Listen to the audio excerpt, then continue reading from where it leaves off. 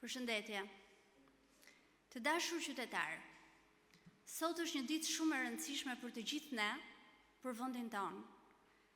Sot të gjithë ne kemi një mundësi që vjen vetëm një herë në 4 vjet, për të vendosur për të ardhmen e Shqipërisë, të familjeve tona, për të ardhmen e fëmijëve tanë.